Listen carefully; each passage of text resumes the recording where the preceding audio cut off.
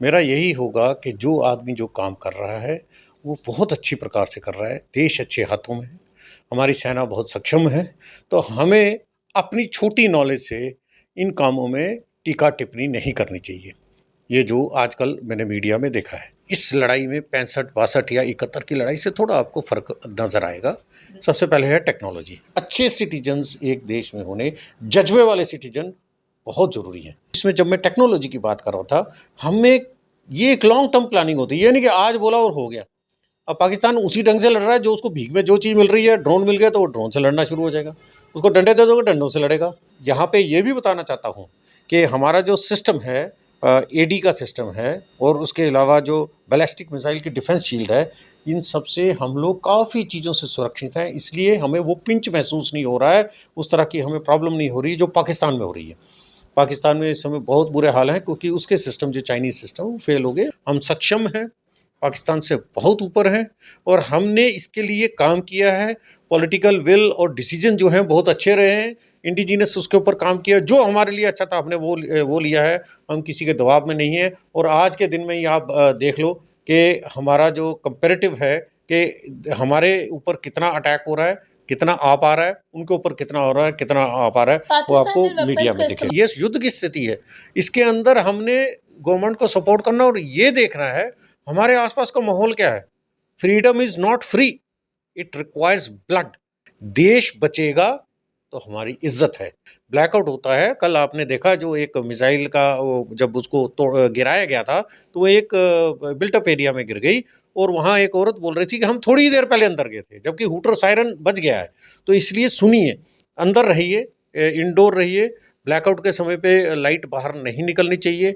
उसके बाद अफवाहों पे ध्यान मत दीजिए। आपके जो पढ़े लिखे लोग हैं उनसे भी थोड़ा बातचीत कीजिए। ये सारी चीज़ें हमने करनी है ताकि दुश्मन आपको हथियार बना के ना इस्तेमाल करे।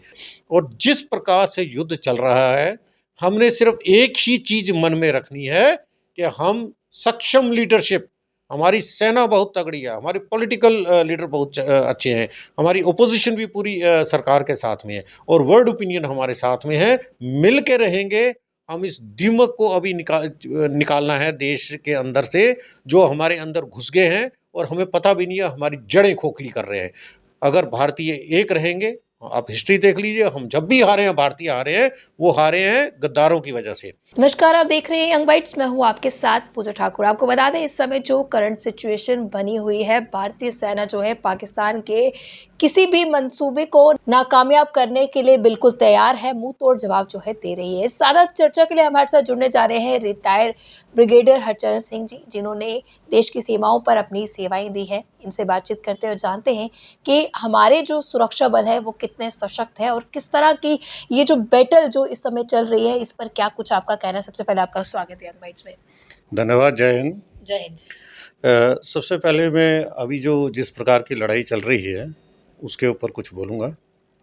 पहली चीज़ है कि ओवरऑल कंटेक्स्ट में मैं बोलना चाहता हूँ। एक बार मैं किसी महान पुरुष के विचार सुन रहा था।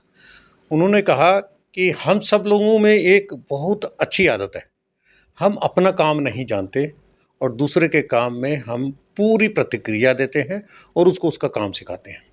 तो ये इससे पहले कि हम प्रोग्राम के बाकी चीज़ों को कवर करें, मेरा यही होगा कि जो आदमी जो काम कर रहा है वो बहुत अच्छी प्रकार से कर रहा है। देश अच्छे हाथों में है, हमारी सेना बहुत सक्षम है, तो हमें अपनी छोटी नॉलेज से इन कामों में टीका-टिप्पणी नहीं करनी चाहिए। ये जो आजकल मैंने मीडिया में देखा है। अब दूसरा जो जिस प्रकार की लड़ाई हो रही है, अब हम लोग जो हैं ये नीड टू नो बेसिस पे लड़ाई होती है।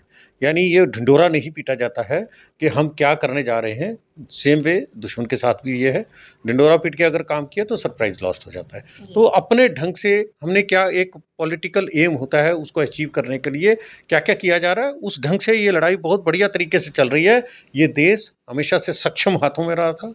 हमारे सेना बहुत अच्छी थी, अभी भी वही स्थिति है। कुछ चीज़ें हैं जिसमें इस लड़ाई में 65-62 या 71 की लड़ाई से थोड़ा आपको फ़र्क नज़र आएगा।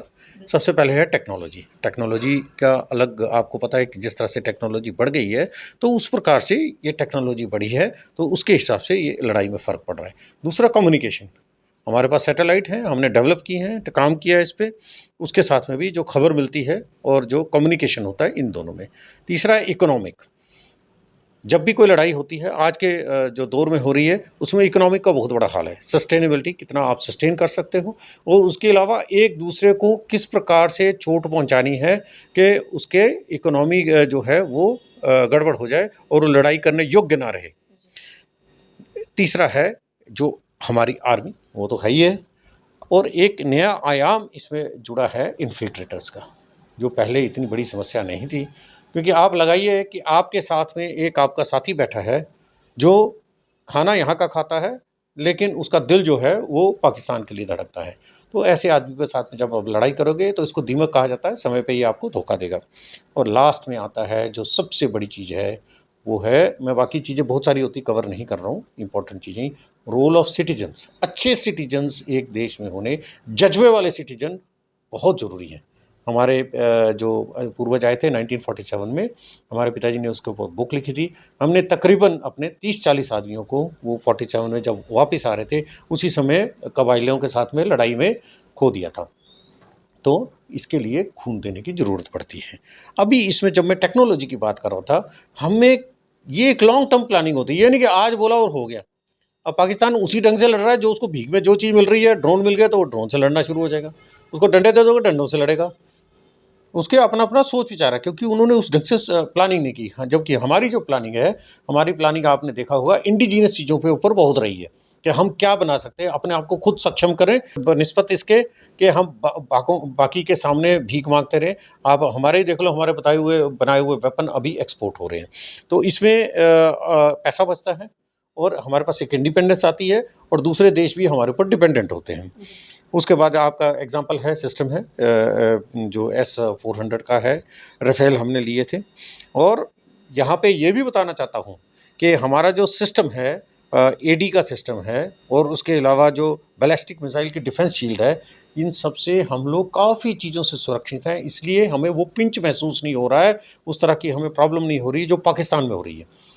पाकिस्तान में इस समय बहुत बुरे हाल हैं, क्योंकि उसके सिस्टम जो चाइनीज़ सिस्टम वो फेल हो गए हमारे और हमारे वेपन्स जो है वो कितने ज़्यादा स्ट्रॉन्ग है, किन-किन वेपन्स का इस्तेमाल जो है किया जा रहा है, जो भी आप भी जानकारी दे सकते हैं वो दीजिए, क्योंकि पूरी जानकारी किन-किन वेपन्स का पर्टिकुलर इस्तेमाल किया जा रहा है वो अभी तो मुझे लगता है कि उसको रिवील करने की ज़रूरत नहीं है, क्योंकि वो हमारी इंडियन आर्मी है वो देख रही है। तो हम कितने सशक्त हैं ये जनता को बताना चाहते हैं। मैं यही कहना चाहूँगा कि जब ये कंपेरेबल होता है, तो कंपैरेटिवली जिस समय ये सोच विचार हो रही थी, आपने देखा ही है। इसलिए मैं कह रहा हूँ पॉलिटिकल विल बहुत ज़रूरी होती है। जब राफेल लेने की बात आई, उसके ऊपर इतना रेजिस्टेंस हुआ, अलग अलग तरीके से ये करने की कोशिश। पहले तो हमें दे ही नहीं रहे थे, पैसे ही नहीं थे, ये बताया जा रहा था फलाने को हमारे पास पैसे ही नहीं है वेपन लेने के लिए। लेकिन जब ये राफेल आए, इसके ऊपर बहुत सारी पार्लियामेंट में भी काफ़ी हंगामा हुआ। तो लेकिन उसके बाद में आज भी वेपन हमारे पास है। जब S-400 हुआ, तब तो देश के बाहर से बाइडेन गवर्नमेंट ने तो धमकी तक दे दी कि आप उसको लेंगे तो सैंक्शन हो जाएगी। लेकिन हमने वही किया, भारत ने वही किया जो इसके लिए अच्छा था।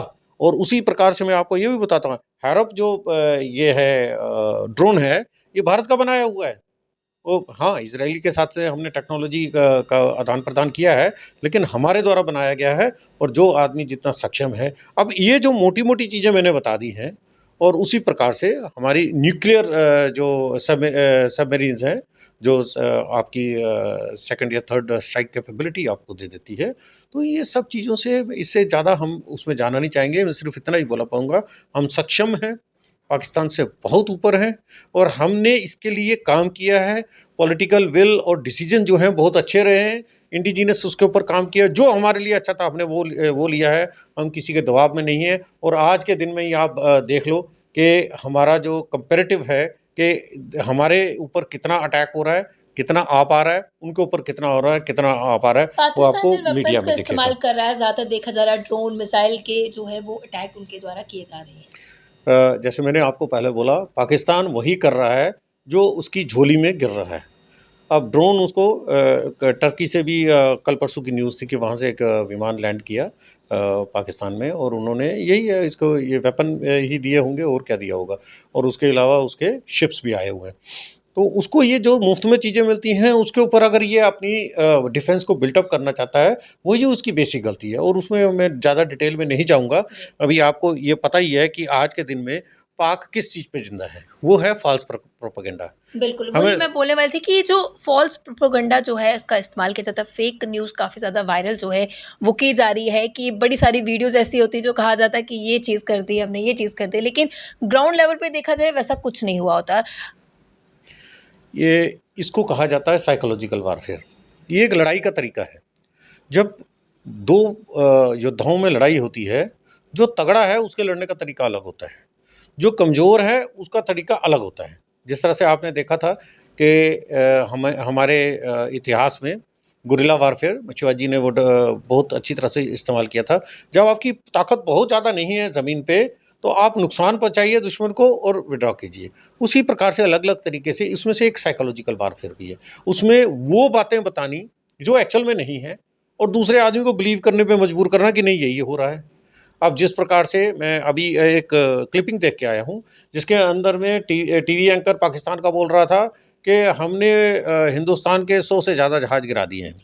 अब ये इस प्रकार से जब जब हमारे लोग इस तरह की चीज़ें देखते हैं सोशल मीडिया पे, तो उनके मन में थोड़ा-सा हो जाता है कि हम शायद के कमज़ोर हैं, सरकार हमसे कुछ छुपा रही है। तो मेरा सबसे बड़ा इसमें ये है कि ये फ़ेक न्यूज़ होती हैं। हमें वही बात आ गई, जिसको जो आता है उसको वही करना चाहिए। हम अपने काम में इंटरेस्ट रखें और हमने जो सपोर्ट करना है गवर्नमेंट को, उस चीज़ पे सपोर्ट करें। जो युद्ध की स्थिति है, इसके अंदर हमने गवर्नमेंट को सपोर्ट करना और ये देखना है, हमारे आस-पास का माहौल क्या है। इन्फिल्ट्रेटर आपको ये नहीं पता ये आदमी कौन है, कहाँ से आया है और अगर कोई हमारा आदमी भी है, उसकी मंशा क्या है? वो क्यों उस प्रकार से चीज़ें बोल रहा है, जो हमारे देश के मोराल के लिए हम लोगों का जो मन है एक ट्रू हम भारतीय हैं, इसके लिए वो जो है, तो ये हमें देखना चाहिए कि हम इस प्रकार की चीज़ों में हमें थोड़ा-सा अपना सोच-विचार रखना चाहिए। हम सिटीज़न्स का क्या कुछ रोल जो है वो बनता है, हमें क्या रोल जो है वो अदा करना चाहिए और क्या मैसेज जो है आपका इस पे रहने वाला है? अब मैं मैसेज ये देना चाहता हूँ, सबसे पहले हमने अपना जो देश है, अपने एंसेस्टर्स हैं, हमारे क्योंकि फैमिली की जो एक गर्व होता है, एक अच्छी फैमिली का होने, उससे बड़ा गर्व कोई नहीं होता, उसी से देशभक्ति की भावना बनती है। हमने ये देखना है हमारे पूर्वजों ने इस देश को आज़ाद कराने के लिए क्या कुछ किया, कितना खून दिया। तो और दूसरी चीज़ ये देखनी है, हम क्या कर रहे हैं? आर्टिकल 51 ए तो हम पढ़ते ही नहीं है, हमारी ड्यूटीज़ उसमें दी गई हैं। हम हर जगह से हमें कुछ ना कुछ चाहिए। ये तो उनके लिए एप्लीकेबल है जो इन्फिल्ट्रेटर्स हैं। शादी करते हैं इंडिया में पाकिस्तानी औरतें, जब प्रेग्नेंट हो जाती हैं इंडिया में आती है और यहाँ की पूरी सुविधाएँ यहाँ की लेती हैं। उनको चाहिए ये सब कुछ। हमारे जो सिटीज़न्स हैं वो देना जानते हैं, वो शहादत करना जानते हैं। Freedom is not free, it requires blood. इसमें खून चाहिए। हमारे जो बच्चे लड़ने के लिए जा रहे हैं वो हम ही लोगों के बच्चे हैं जो लड़ रहे हैं। एक हो सकता है एक किसी अफ़सर का बेटा है, किसी ठेले वाले का बेटा है, किसी रिक्शे वाले का बेटा है। ये हमारे देशवासियों का स्पिरिट है, हमने इस स्पिरिट को कम नहीं होने देना चाहिए। देश बचेगा तो हमारी इज़्ज़त है। इसलिए इस समय के अंदर में सबसे पहले सुनिए जो गवर्नमेंट आपको बता रही है, प्रशासन बता रहा है। ब्लैकआउट होता है, कल आपने देखा जो एक मिसाइल का वो जब उसको गिराया गया था, तो वो एक बिल्ट अप एरिया में गिर गई और वहाँ एक औरत बोल रही थी कि हम थोड़ी ही देर पहले अंदर गए थे, जबकि हूटर सायरन बज गया है। तो इसलिए सुनिए, अंदर रहिए, इंडोर रहिए, ब्लैकआउट के समय पे लाइट बाहर नहीं निकलनी चाहिए। उसके बाद अफ़वाहों पे ध्यान मत दीजिए, आपके जो पढ़े लिखे लोग हैं उनसे भी थोड़ा बातचीत कीजिए। ये सारी चीज़ें हमने करनी है ताकि दुश्मन आपको हथियार बना के ना इस्तेमाल करे। अपने डिटेल, सेना की मूवमेंट, गाड़ियों के इधर से उधर जाना, तोपों का या आप कुछ भी देखते हैं सैनिक क्या कर रहे हैं, ये सारी चीज़ें चुप रहना अच्छा होता है। दुश्मन यही सारी चीज़ें कर रहा है, बच्चों को फ़ोन करके पूछ रहा है, अलग-अलग तरीके से वो एक्सपर्ट होते हैं, वो पता लगा लेते हैं। तो हमें इसमें अभी नॉलेज होनी चाहिए और जिस प्रकार से युद्ध चल रहा है, हमने सिर्फ़ एक ही चीज़ मन में रखनी है कि हम सक्षम लीडरशिप, हमारी सेना बहुत तगड़ी है, हमारी पॉलिटिकल लीडर बहुत अच्छे हैं, हमारी ओपोज़िशन भी पूरी सरकार के साथ में है और वर्ल्ड ओपिनियन हमारे साथ में है। मिल के रहेंगे, हम इस दीमक को अभी निकालना है देश के अंदर से, जो हमारे अंदर घुस गए हैं और हमें पता भी नहीं है, हमारी जड़ें खोखली कर रहे हैं। अगर भारतीय एक रहेंगे, आप हिस्ट्री देख लीजिए, हम जब भी हारे हैं, भारतीय हारे हैं, वो हारे हैं गद्दारों की वजह से। अभी आप मिल के रहिए, इकट्ठे रहिए, अपना देश सबसे ऊपर है, हमारा धर्म, हमारी पॉलिटिकल लीनिंग, ये सारी चीज़ें बाद में आती हैं। हमारा धर्म सबसे पहले आता है। बस मैं यही मैसेज देता रहूँगा, इकट्ठे रहिए, अफवाहों पे ध्यान मत दीजिए और देश पे गर्व कीजिए। छोटी सी इसमें एक और अपील है कि हमें जिस जिस भी संस्था के साथ जुड़े हैं, उसके थ्रू हम एडमिनिस्ट्रेशन के पास जाएँ, जो हमारे हॉस्पिटल्स हैं उनके साथ में राब्ता रखें और एक लिस्ट बना के रखें हमारा जो ब्लड ग्रुप है, ताकि लड़ाई के समय में अगर ज़रूरत पड़ती है तो हमारे सैनिकों को अगर ज़रूरत पड़े या कैजुअल्टी हो जाती हैं जो हमले के दौरान में, तो हमें ब्लड की जो है किल्लत ना हो। तो इसके लिए एक हर मोहल्ले में ये एक मुहिम चलनी चाहिए।